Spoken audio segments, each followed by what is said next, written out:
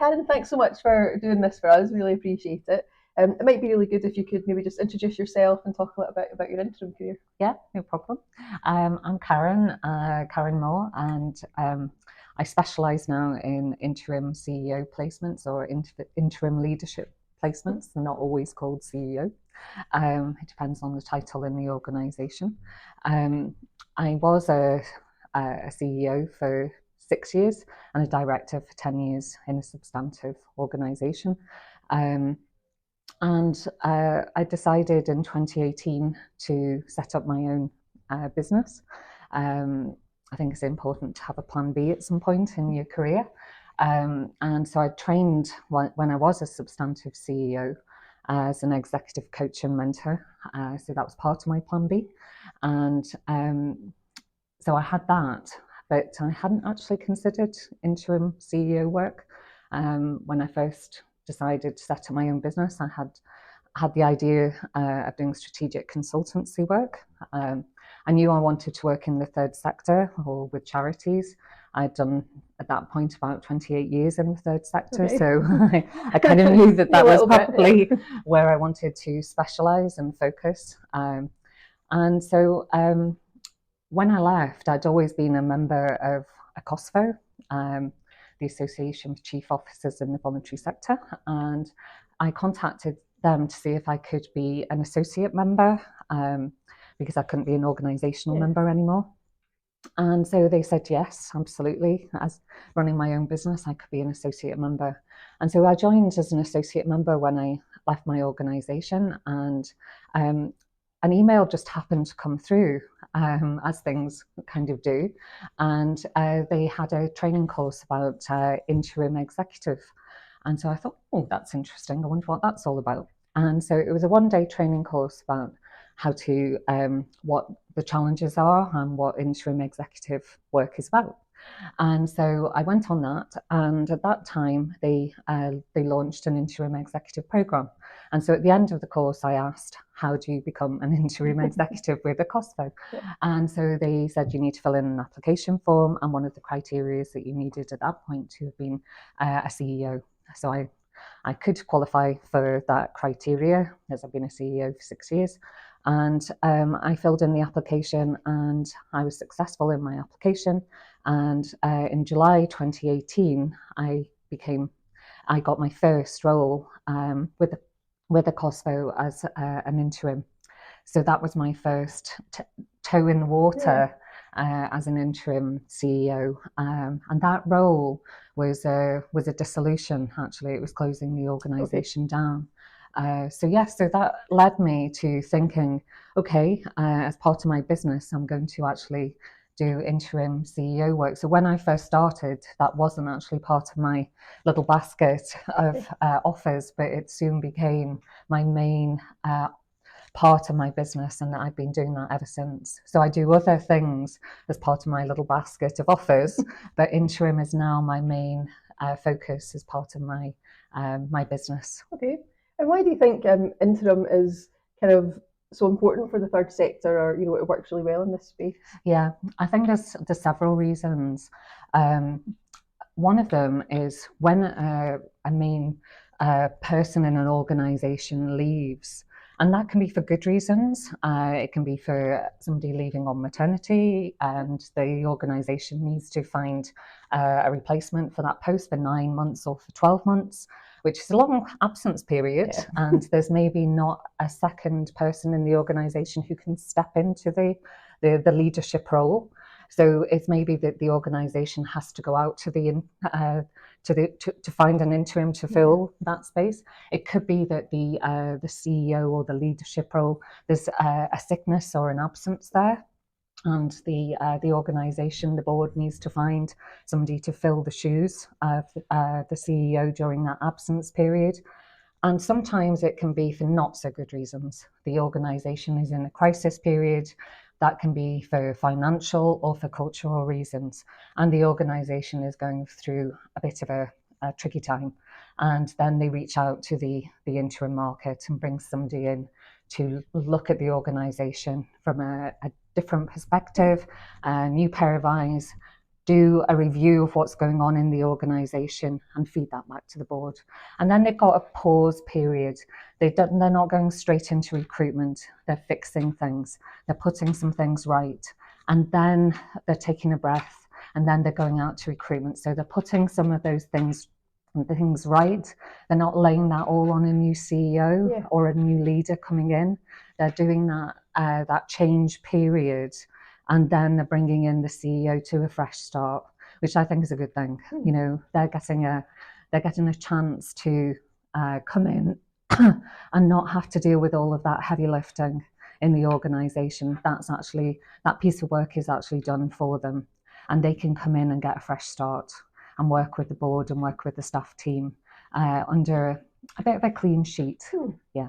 And I think that's a really important point, that interim's actually there for a number of different things, isn't it? Yes. It's not always because, oh my God, something terrible's happened, you know, and the board are panicking and they need someone in.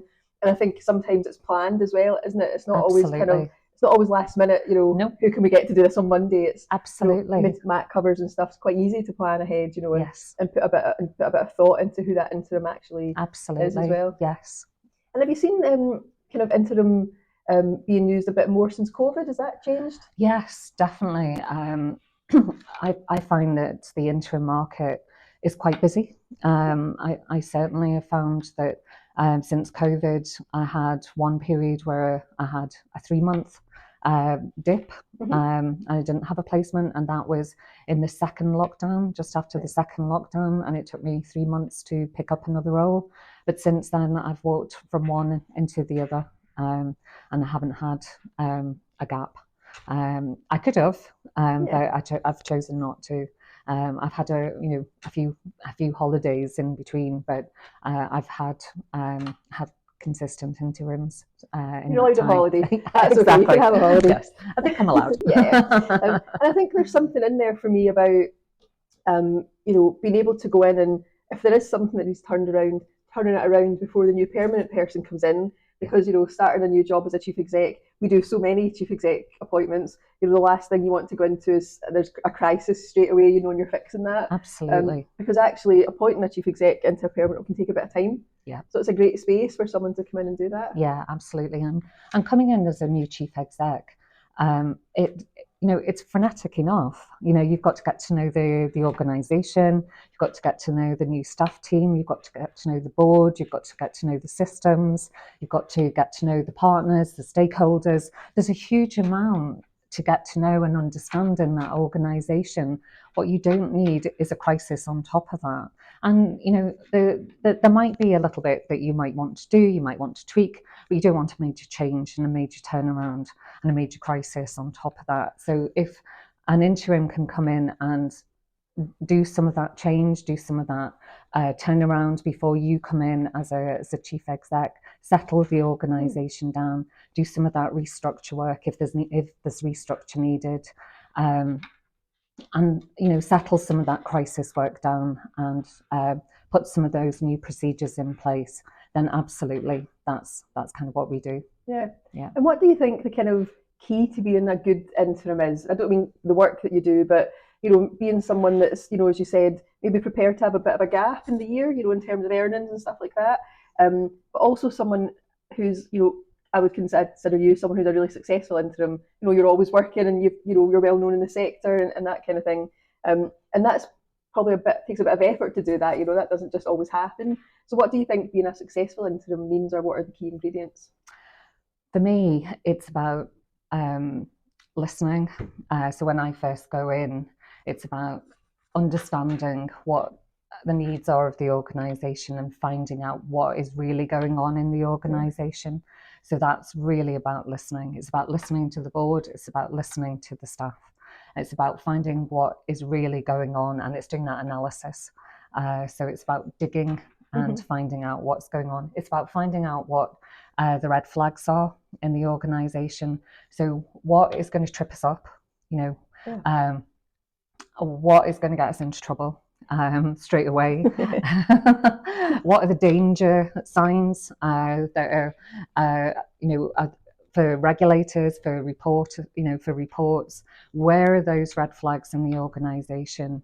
and what do we need to put right straight away, what are the priorities, what do we need to tackle first, and we've got to do the talking and keep talking, and communication is key. On a change process, and most of these things, if it's a turnaround anyway, you have to involve everybody in that process and keep everybody in the loop, keep the communication channels open. Everybody needs to be part of that process, maybe at different stages, but you have to keep the communication channels open and keep the listening going.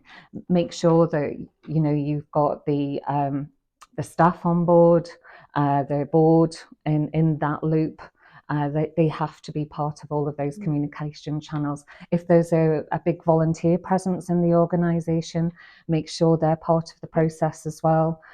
Because as soon as people start to feel that they're not part of that change process, that's where you start to feel resentment. You start to feel the gossip channels start to open, and they start to people start to feel I'm not part of this, I don't like it, and the gossip channels start to open. So yeah, communication is key, listening is key, and finding out where those red flags are in the organisation.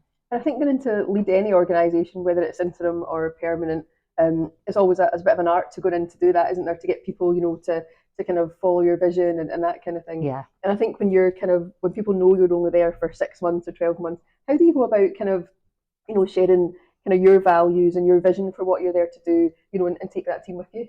Yeah, I mean, it's a really good point, because a lot of organisations that I go into, it's a bit of a muddle, and there's a bit of a feeling of a loss of values and a loss of direction in the organisation. And sometimes it's about finding out, did the organisation have values? Did they have a strategic plan? And some of them do, some of them don't. And one of the things that I'm very careful of is not setting too far ahead a strategic plan. So one of the things that I'll say to the board is that I might set a 1-year strategic plan for the organisation whilst I'm there. But that's a little bit further down the line, because when you're in a crisis situation, you might not do that for a few months, and you'll deal with some of the bigger issues first. But when you're into some planning, you might do a roadmap journey of the change plan, and that might include some strategic objectives, and you might start working with the team and the board to set a 1-year strategic plan as part of that process. But I will only do that for a year, because in some ways I describe it as being a bit rude to the new CEO coming in. If you're thinking that as an interim CEO that I'll do a longer vision and a longer journey than that. One of the things that I have done within organisations where they haven't got values, I will ask the board if they would like to do some values work, because I think values is really important, and it bonds both staff, volunteers and the board together. And I think that's important, especially on a change journey and a turnaround journey, that they have the values. And I don't think that's something that steps on a new CEO's toes. That values work can bond the organisation together when I'm there. And it can help the CEO, especially when you're bringing in some new performance plans for staff as part of a change programme. That values piece is really important, because that's how they can then start to performance manage their staff, by using the values, and they can recruit against values as well. So I think that piece of work doesn't step on any toes. It helps an organisation, and it helps bond an organisation. So that bit works. The vision and the mission, sometimes I get involved in that. But again, I don't like to do too much of that in an organisation. The board might like me to, but I sometimes don't like to, again, do too much work on that, because I don't like to change too much that the CEO can't get involved in. It's a fine balance. It's a fine balance. But sometimes I do get involved in a bit of the vision and the mission work as well for the organisation. So yeah. I think the values piece is just so important. I mean, it is. When we're recruiting for actually any role in the third sector, trustee roles or chief execs or whatever it is we're doing, it always comes down to that values match. Yes. And it's quite, some appointments that, go really well are the ones where actually the candidate has, such a strong match to the organisation's values. and it really it makes the biggest difference, I think, in recruiting. I think on paper you could have a number of candidates that have got all the right skills and the right background. But when you go into the values, that's where the kind of magic comes. Absolutely, I think, isn't it? Yeah, totally. And it's one of my biggest things when, I do recruitment. I love to recruit against values, and I certainly am a values-based CEO. It's one of my biggest things. I love to work against values, and I love to recruit against values. Yeah, me too. Good, works out. And I think there's just so much. I think when you're talking about values and vision, and it is difficult if you think you're only there for 12 months. It's kind of rude, I guess. It's a good word. You don't want to kind of overstep, but at the same time, you're putting in foundations, really important foundations for the wider team that are going through the change, and then the new person coming in, will have the lead on the next part of that organisation's journey. Yeah, so I think my vision tends to be about my vision for that part of the process, that part of the change plan, that kind of roadmap, that journey that we're going on. The vision for the organisation, sometimes I might tweak it if it's like really horrid and really grim, like it's a paragraph. Yeah. And, I think it's really doing them a disservice. Then sometimes I might it'll niggle me, and I'll say, we really need to do some work on your vision. It's really doing you a disservice. But most of the time I set a vision for the journey we're on. So yeah. No, that totally makes sense. And I guess if someone was thinking to themselves that they quite fancy being an interim or taking up a more kind of portfolio style of career, and they were asking your advice on how to do that, is there any kind of top tips or any kind of key points you'd mention to people? Yeah, there's different types of interim, and there's the turnaround interim, which is the change roles, and going into organisations to do that specific change piece. There's also the steady the ship, we call it, interims, which tend to be where you go in more for holiday cover, more for if somebody is going on leave of absence, or if there's maternity cover. And the board in those situations don't really want you to unpick the organisation. They don't want you to do much, really very little change work. However, what I would say on those occasions is that sometimes you do find that there are things that you uncover. You do tend to find that you go into an organisation and things happen, and it sometimes does lead to something that needs to be resolved, or something quite big happens.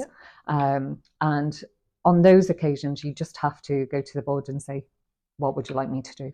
This has happened. And you just have to say, do you want me to wait for the CEO to come back, or would you like me to deal with it? So, and most occasions they need you to deal with it. So, and then there's the situation where you can be in a position where you might have to do a merger, or you might have to do a dissolution.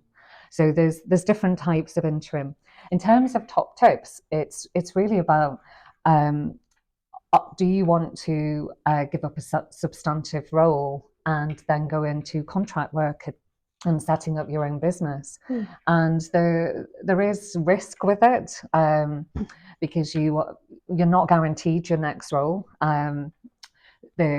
But the plus side of it is that I have to say I've learned so much from being an interim. Every role is so different. Every organisation is different. I've worked in so many different sectors since I've been an interim. I've done 11 since 2018. Oh, wow, good. Because some are short. One was only 3 months.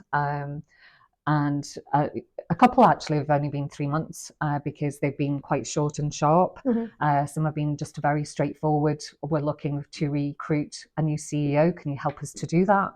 And you're in the organisation, just managing the organisation while they recruit the CEO. And it's a very short, sharp process. So they've been very quick placements. Others have been really long, 9 months, 12 months. One was 18 months. So yeah, so there are pluses. You can get to choose your placement. You can say yes or no. But then there are dips. You're not sure whether where your next one's coming from. but there is an interim market out there. There are agencies where you can have your CV and you can register with the interim market. So obviously there's those kind of different types of interims. Do you have a preference, Karen, or are you quite open to all of them? I've specialised recently, probably in the last 2 years, in the turnaround, Okay. and the turnaround and the change. So I'm open to the interim. I have done quite a few dissolutions as well. So yeah. I think it's quite interesting. So I think you'd have chief execs who have been, chief execs for 10, 15, 20, who would never have dissolved the company. Yes. So, and I think as well, doing that kind of work where you're working with different types of organisations, you can get involved in so many different things, and your skill set goes right up here, doesn't it? Absolutely. Yes, it does. Yeah, and you learn from everyone. Everyone is different, and different situations that you come across in each organisation, and different challenges in each situation that you come across. So yeah, you learn in each one. Yeah. Okay, well, I think we've kept you for long enough, but thanks so much for that, Karen. Hopefully it will help some of the people out there who are maybe considering it. We also do quite a lot of interim work, and we've had, especially since COVID, quite a few people in the sector in particular kind of feeling it out and kind of asking how they should go about it, or is there busy enough for another interim chief exec and all that stuff. But I think from what you're saying there, the answer is yes. There's quite a big interim space, and we're certainly happy to speak to anyone for that kind of thing as well. But thanks so much for doing it. Lovely to see you, Debbie. Thank you.